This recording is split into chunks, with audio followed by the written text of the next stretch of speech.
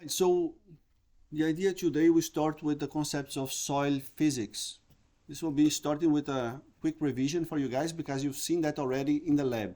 Yeah, we've seen soil color and we've seen soil texture, which is the first two basic properties of soil physics.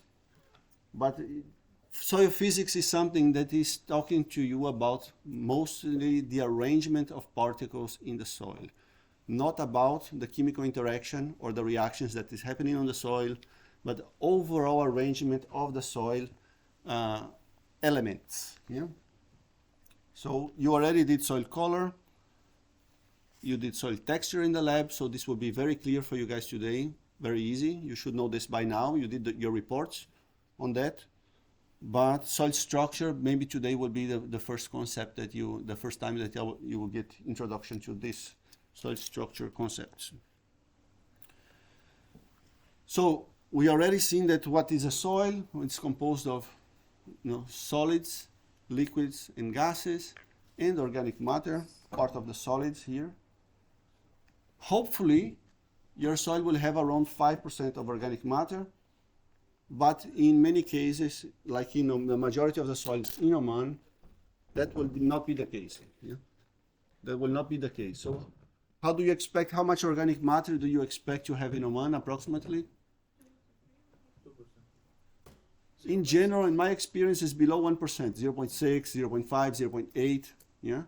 But you may get, so in one study from Rhonda, she did sampling in many farms in Oman, and it was around 2.5 to 3% the average, yeah? But overall, from my experience, the samples I've taken, you get less than that, yeah? I have one study that I did in one of my research projects that I had 30 soil samples to analyze for phosphorus. And the concentrations were, very few soils were crossing 1% concentration of organic matter. So organic materials will be important because they are part of the solids, as we've seen before, but they condition the distribution of all the other elements. They condition the airflow, the water properties, and also it will condition the arrangement of the soil separates, sand, silt, and clay. So some of the concepts that we're looking at in soil physics are, what color is it? Already you've seen that, soil color, yeah? And what does it mean to have different colors from the soil? What information do you get by knowing the color of the soil? How does it feel? Is the distribution of particles in the soil. If it's more towards larger particles, you get more sand, and if it's towards more fine particles, you get more silt and clay. What shape, what distribution it has, structure, how heavy it is. How heavy is not a very good way of explaining this.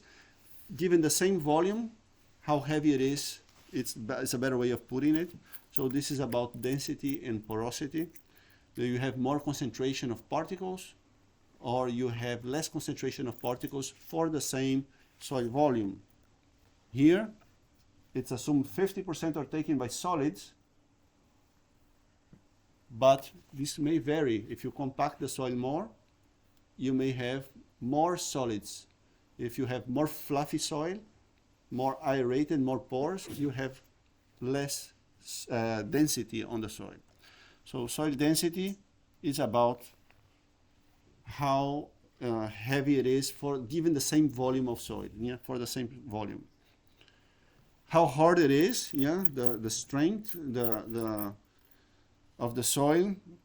Is it hard for the roots to break through the soil particles or not? So it gives us the friability of these soils.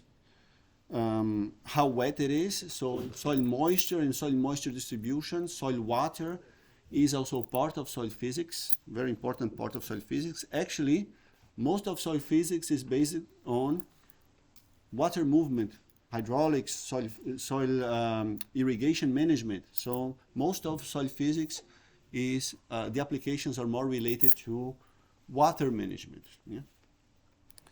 how wet it is, yeah, water content, this is what I said, how hot it is, this is less important at the moment. Let's not go very deep on temperature distribution and temperature changes. But that is important because the type of organisms that can survive on the soil also are conditioned by temperature.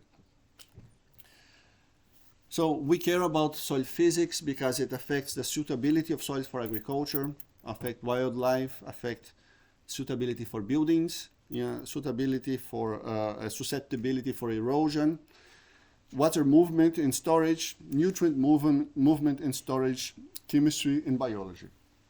The nutrient movement and the soil chemistry will be the object of a different lecture. When we talk about soil chemistry, we will bring back the idea of the colloids in the soil, which are part of the soil physics, let's say, but because they are chemically active, now we were going to explore them in a more in-depth approach. Yeah? When we go for soil chemistry, we will bring back the concept of colloids and what are the properties, the types of colloids that you have, and what you expect if you have different types of colloids, what you expect to happen in the soil.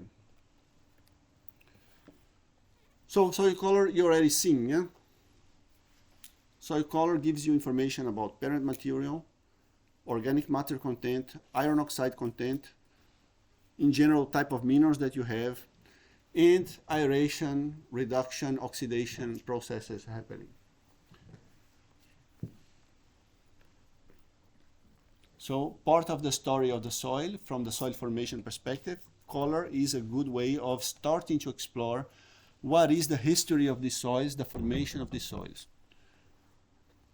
So you get organic soils very dark, a young soil, less red yellows happening.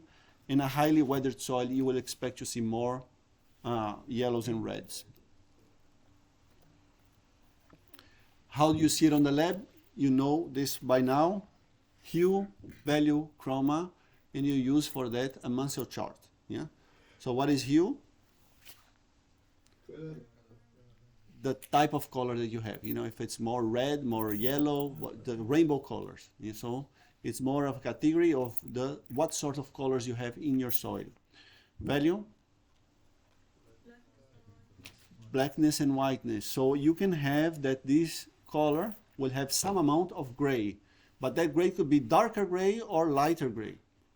If it's more black, you get darker grays. If it's more white, you have lighter grays. So the value talks about the shade of the gray that you have on your soil. Chroma. So let's say you already know what is the shade of the gray that you have. You may have more of that gray or less of that gray. If you have less of that gray, you get more intense colors. If you have more of the gray, you have less intense colors. So that is the chroma that you see. Yeah? So for that, you use the Mansell chart that you already seen on the lab. So this is straightforward for you guys. And already you probably have very good experience from this. If there's any question about how to use the Mansell chart, still I can clarify for you guys. But you've done this in practice in the lab, so should be clear by now. If not clear, we can come back. Yeah? Okay, so the main three things that you get from soil color: organic matter. If it's darker, you expect to have more organic matter. The rate of decomposition of organic matter, reduction, oxidation of iron and manganese. So oxidized iron, you will get more red yellows depending on the type of iron minerals that you have. If you have hematite, goethite minerals.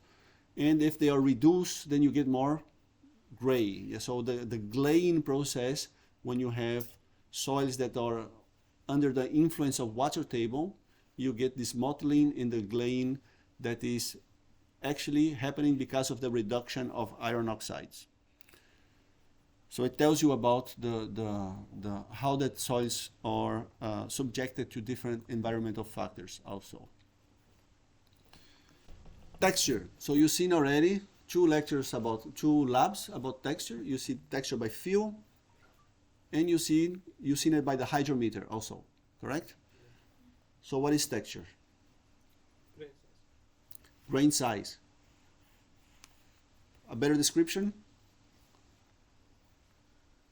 The relative proportion of different size, or the soil fractions, yeah, size fractions. So you have the sand fraction is,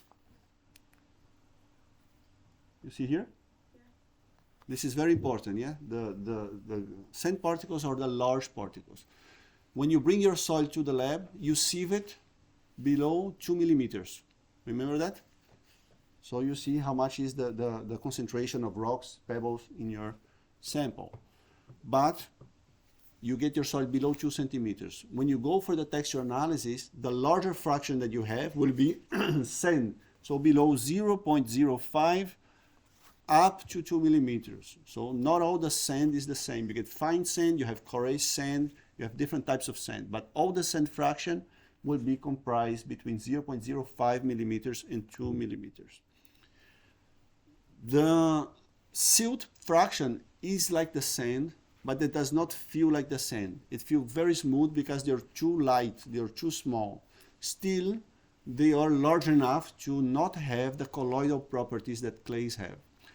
So silt will have similar water distribution properties, water retention properties of clay, but will not have the chemical properties of the clays. The clays will have the colloidal fraction of the clays will be chemically active, will be more charged than the silt. So when you do the texture in the lab, you are trying to figure out what is the percentage, the proportion of different separates. How much is the percentage of sand, silt, and clays on your soil sample? From knowing these proportions, you can classify your soils based on the texture. So you get the triangle of soil textures, and from these triangles you have regions, and these regions give you the classification of your soil based on your texture. So you, by feel already, bowl, no bowl, you start from here, the corner, when you have the sand, yeah, and then you start moving up, sorry, based on if it makes a ball, does it make a ribbon, how large is the ribbon that it makes, yeah? And after that, is it feel scratchy? Does it feel smooth? Or if it feels sticky on your hands, you can move and place your soils within these textural classes. So it's important to say that these textural classes are not made to be equidistant, to be like a same amount of region, of area within the triangle. But they're actually fitting how does it feel on your hand, yeah? You start by doing this separation by how does it feel on your hand, and then you analyze actually what is the proportion, the percentage, and when you get those percentage, then you define here on the, so how do you make this? You started by the feel, and then you define those categories based on the feel. Already it's important for you to know that just by having these broad classifications of texture, you can know a lot about your soil in terms of water retention, water movement, and behavior about the soil chemistry, also the capacity of these soils to hold nutrients for your plants.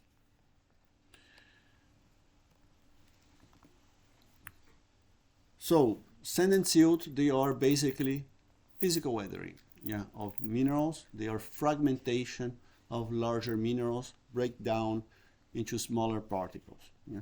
Clay sizes, they are actually a consequence of chemical weathering. These are mostly secondary minerals, and then they form different structures that allow the soils to have charge.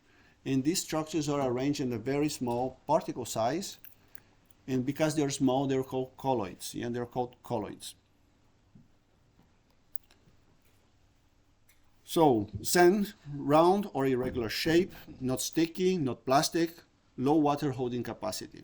Silt, irregular shape, can be seen with a light microscope, and low stickiness. It's not sticky, but it feels very smooth on your hands.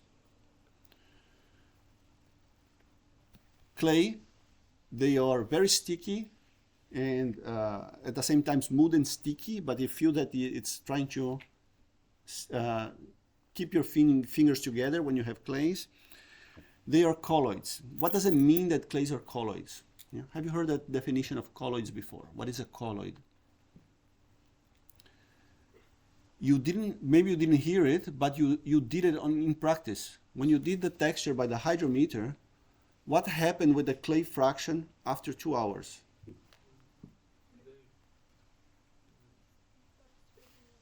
The clay stood in the solution, no? But actually that's not a solution, that is a suspension. Why we separate between solution and suspension? What's the definition here? So the clays stay on the water fraction. They do not settle after 2 hours. And we call that a suspension. It is a suspension because if you take that supernatant and you centrifuge it, you can still separate the clays. You just didn't have that the water was still enough and you didn't have long enough for the clays to settle. It takes too long for the clays to settle. And even the movements by temperature changes can keep those clays on suspension. So the definition of colloid is everything that forms a stable suspension is a colloid. Yeah? Everything that will stay in the water fraction, in the suspension, even if it's not dissolved, yeah? Even if it's not dissolved, will stay in suspension. For example, milk, yeah? Milk is a stable suspension. If you centrifuge milk, you will separate the solids from the milk. But if you just have it on the table, it will stay it is. It was a stable suspension. So colloids are anything that forms stable suspension. You can still separate them if you centrifuge, if you apply a force, yeah?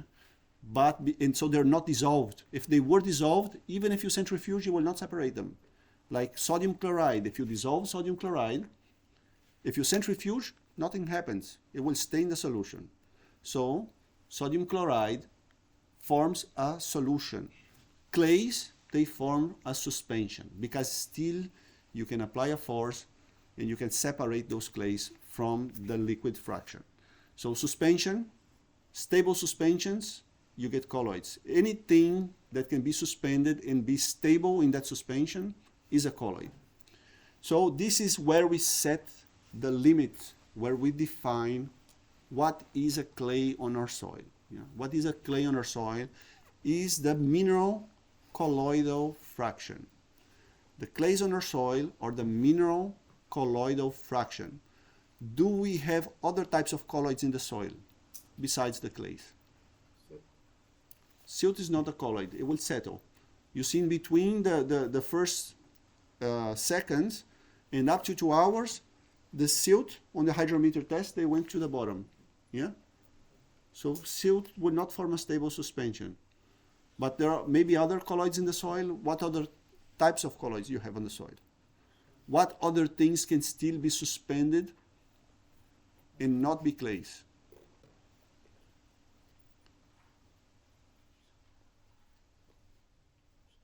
Organic matter, yeah? Organic colloids can be there, yeah? Organic matter.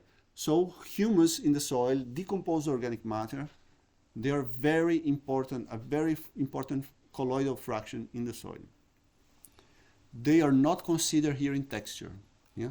We are ignoring the organic matter in the texture. If you have high organic matter, and this high organic matter is giving you an error on the texture analysis, you should try to remove those organic matters before you do the texture analysis in a way that you will have less interference of this. But for our case, it's not needed because we already have low organic matter.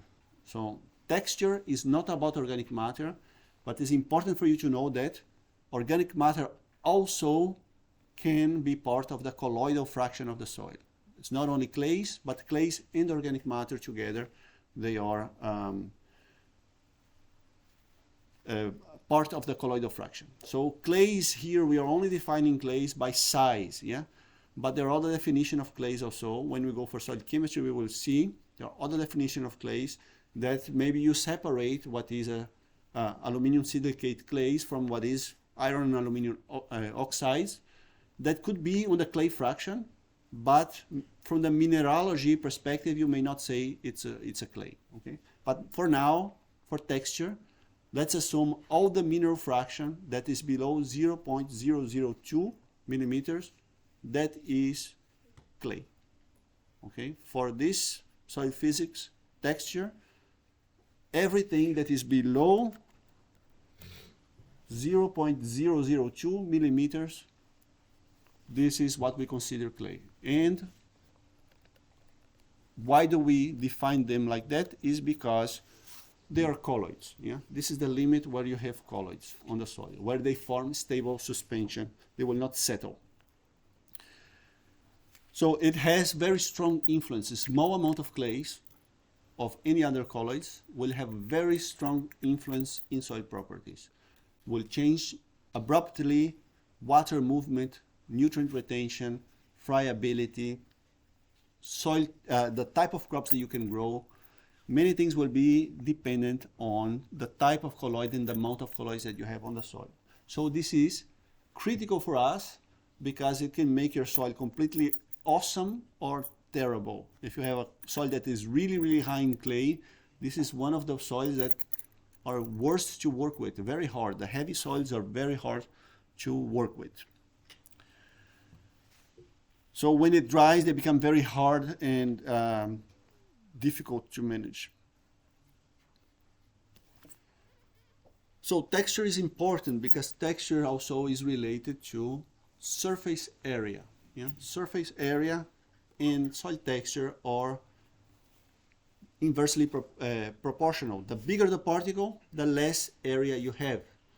So if you just imagine that you have one grain of sand, the exposed area of that grain of sand is just the outside. Yeah, just that you have the faces of this block. Imagine that this is a grain of sand.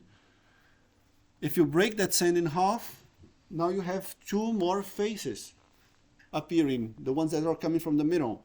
So you have more area immediately. Yeah. If you break it again, more area. If you continue breaking it, fraction it, you get more and more and more area. So the finer your particles are, even to the nanometer size, the finer they are, the more surface area you have.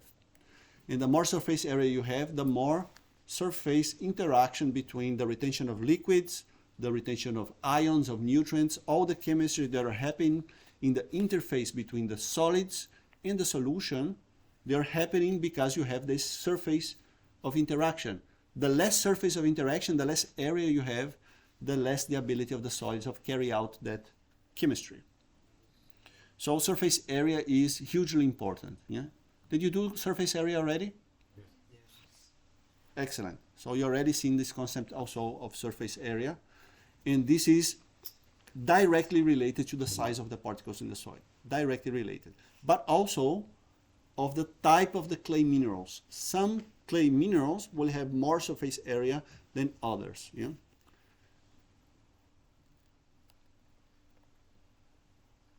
So how much is the surface area depending on the soil separate? Sand will have about 0.1 square meters per gram. Silt 1, clays up to 1,000. Yeah? So it increases exponentially as you decrease the size. Surface area and the surface of the particles are important because it's where the water sticks. The retention of water is on the surface of the soil solids. They are mostly, in the colloids at least, they are electrically charged. So there is chemistry happening on the surface of these clays. They attract gases and dissolve chemicals. There are sites for microbial growth and activity, and there are a lot of chemical reactions happening on the surface. Yeah, there's heterogeneous catalysis happening there. There's some microbes and enzymes that are associated with the clays, and the clays are helping those microbes and those enzymes to act because they're charged. They can bring those ions concentrate those ions closer so they can have a speedier rate of reaction in the soil. So, yeah, adsorption, desorption, we will see all this chemistry part in another lecture. Yeah, the chemistry, we will detail this more in another lecture. But it's really important for soil microbes also. Many microbes will be using these micropores where the clays are abundant, or creating those micropores as a way of hiding from predators, and therefore they will be thriving in those conditions. The clay content also will create some sites that have less oxygen content, and also some microbes that are facultative anaerobes will be able to colonize those micropores. So the diversity of microbes in soils has to do a lot with the texture, also in the distribution of the pore size. You've seen this on the lab, determining the texture. First, by feel, easy to do it. You can do it on the field. It gives you a lot of information. Yeah, the first thing you can do on the soil is color, and then second thing is texture. You already have a lot of information about your soil. If you only do these two things, you already know many things about your soil. You can know a lot about the chemistry and the physics of your soil just by knowing the texture. Yeah. So the procedure is that we've seen again, make a ball. Can you make a ball? Then can you make a ribbon? What's the size of your ribbon? And if you squeeze it very thin between your fingers, does it feel scratchy, smooth, or sticky? And then from that you can have a flow chart where you can figure out what is the textural class of your soils. Good, easy, practical, but not precise. Precise is the hydrometer method. You've done it also. The hydrometer method will measure the density of the suspended particles, the density of this liquid. So the density will be higher, the higher is the amount of suspended particles in this suspension. So if you shake it, yeah, and then you put your hydrometer down, you will see your hydrometer starts sinking. Why is it sinking? Because the density of that suspension is decreasing as the particles are settling on the bottom.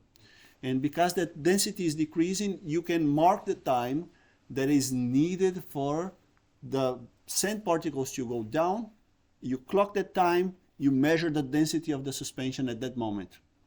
So the suspension at that moment will give you the fraction of silt and clays on the on the liquid fraction. The sand will be on the bottom. You can clock the time that it takes for the silt to go down, 2 hours, and then you can measure again, and then you will have only the clays in suspension. And by subtraction, you can now calculate. Yeah, calculate.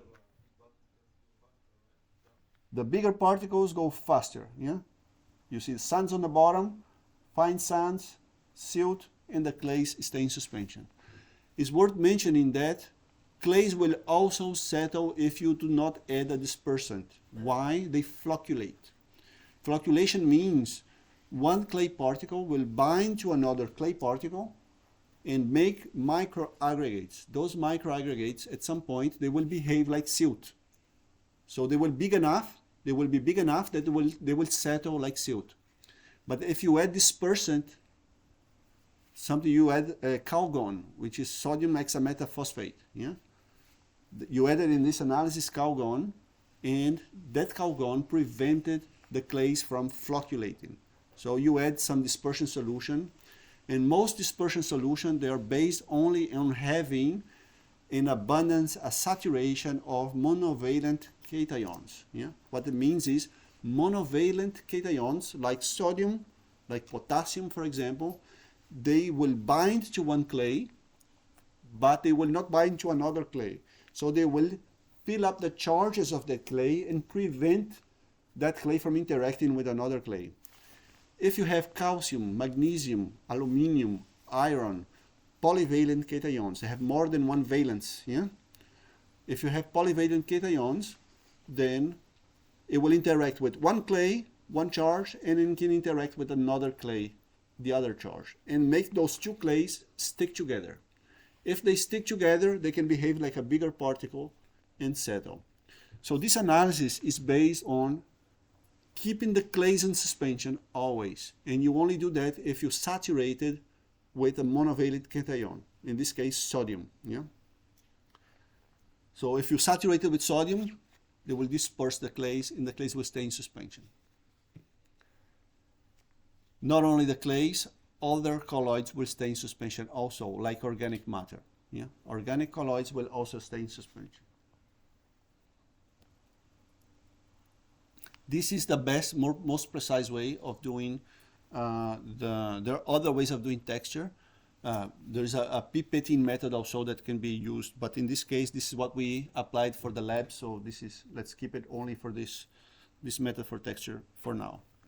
Why the particle settles at different speeds is a physical phenomena also. It's an interaction between the density of that particle and the viscosity of the liquids. Yeah? So there's a Stokes law that defines the speed on which the particles will settle. If you change the type of the liquid, it will change that speed depending on the properties of those liquids.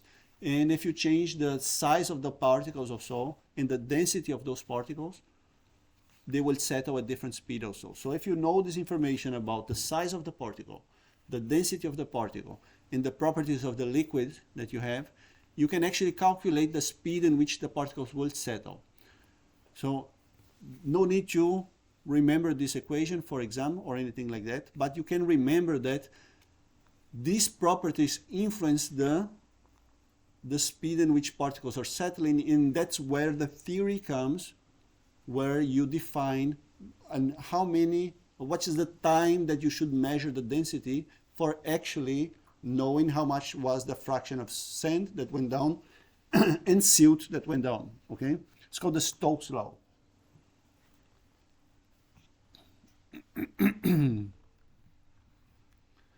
Deep breath. Yeah, we can do it. Let's continue.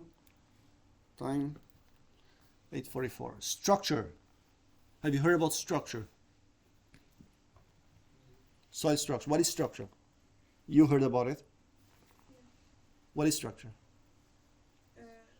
The parts of the soil. Parts of the soil. What we have in the soil. How they combine, yeah? How they combine. The arrangement, this is how it is, yeah. So you imagine that we were saying that the clays, they flocculate. It means the clays are binding to each other. They're binding in different arrangements. These arrangements, they can make different macropores. If you do not have any interaction between the particles, they will settle as a mass, a compacted mass, and the pores will be only defined by the texture. But that's not what happens. These particles, they start binding to each other in different ways. The chemical reason is the flocculation of colloids.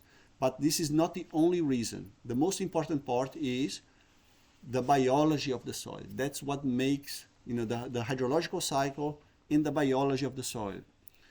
This makes this arrangement of particles that is not a perfectly settled, completely compacted mass. They make pores bigger than they should be making.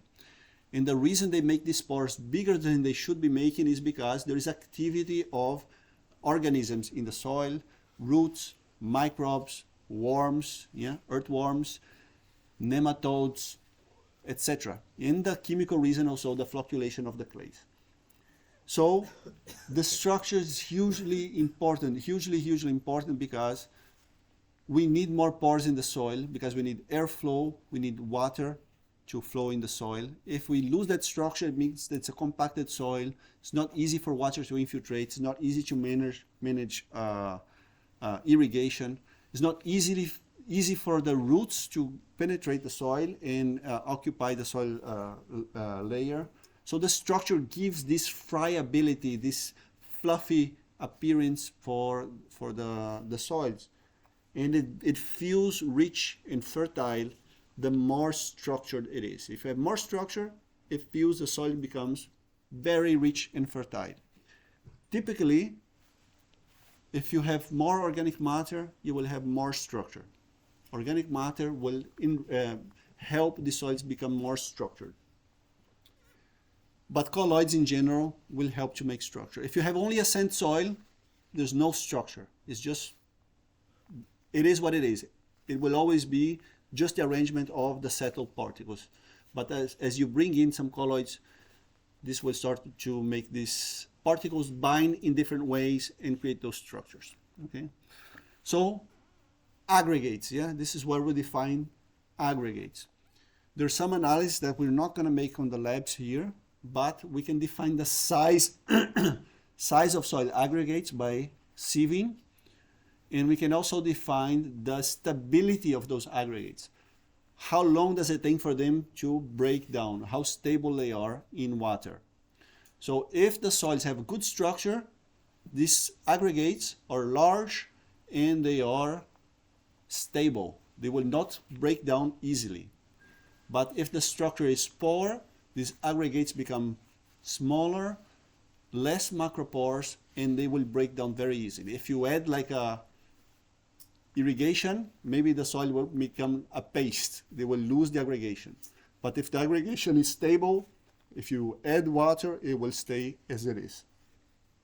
This is very important for erosion management also. A structured soil will hold its particles and not allow the water to carry those particles away. So erosion of the soil, soil loss and conservation is hugely dependent on keeping the soil with a good structure.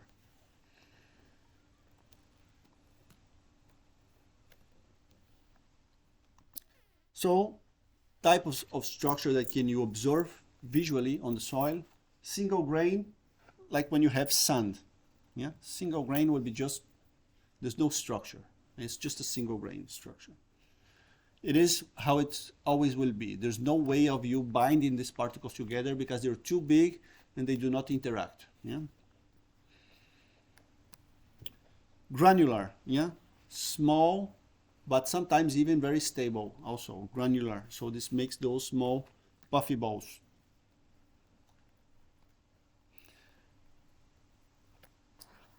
Platy, it is usually seen when you have 2-to-1 clays in soils. The 2-to-1 clays, they expand and they contract, and sometimes when you wet the first layer expand, and because they expand, they kind of make this surface of interaction with the second layer.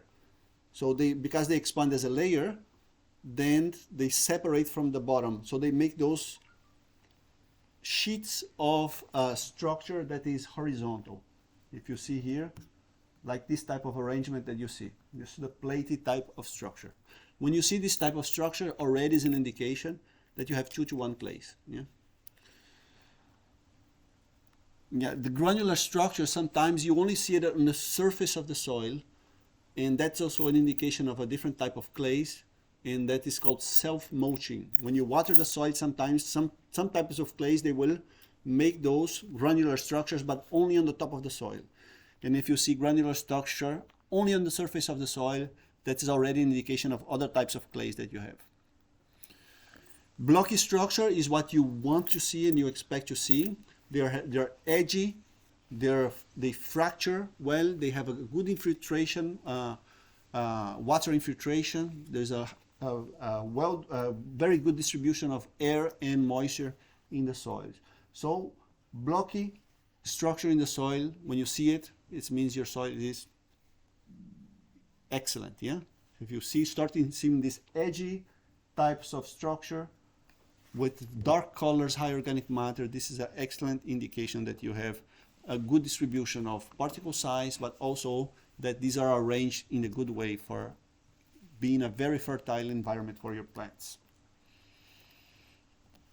Columnar structure also, this is sometimes, it depends on, in arid lands you see that a lot when you have sodic soils sometimes that are naturally sodic. This will be something that you will see. They will form these very large columns of soil, structure.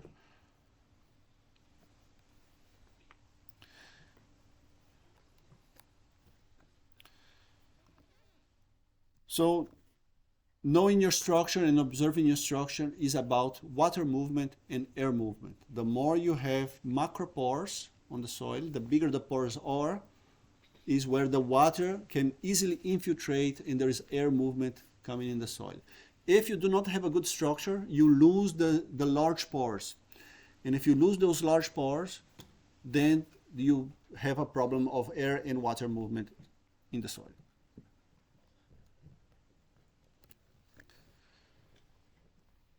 What factors affect structure? First of all, colloids, yeah? Organic matter content, clay content are the first ones. The more clays, the more colloids you have, the more you have formation of soil structure. If you only have sand, it will be only no structure can be found. Then biological activity is the next thing. Biological activity, microbes, plant roots, this will make a big role in the formation of soil structure. Typically, if you have more root density like grasslands, that will help also to make more structure in your soil, more stable structure. So grasslands, you expect to have a better structure of the soil than in other types of environments. The more roots you have, the more biological activity, the more structure. Yeah? In some cases, freezing and thawing, not here in Oman, but that also can create structures. So if you have soils in regions where you have, like Russia, let's say, you have very cold winters, that freezing and thawing, that also can create types of structures in the soil. But mostly is a function of the amount of colloids that you have, including organic matter, and also the action of organisms. The action of organisms will build up those types of structure, blocky structure. Tillage, of course, affects. Tillage affects, you know tillage, the word tillage? Yeah. Okay, so by farming, here is not so common in Oman that you are turning your soil, yeah, plowing your soils.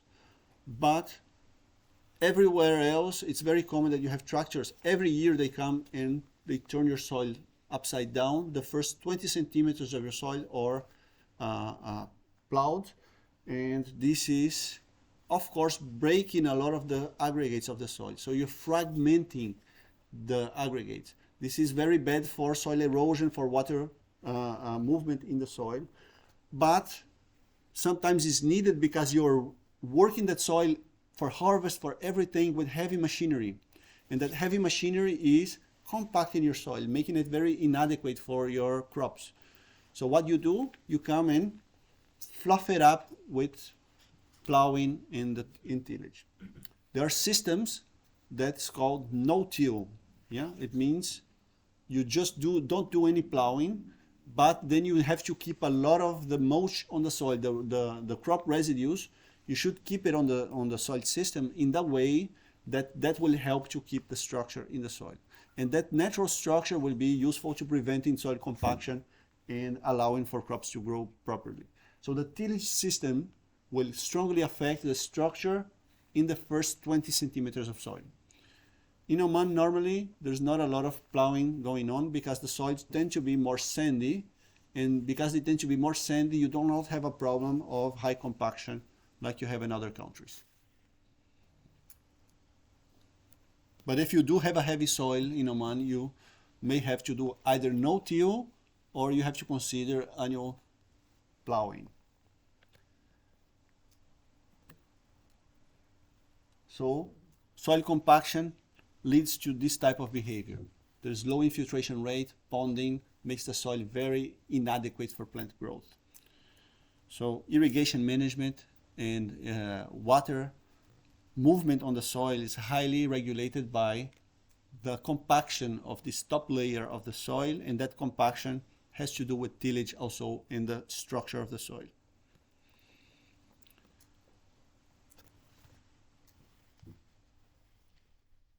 Let's leave it here for today. We continue next lecture. All right, questions about this?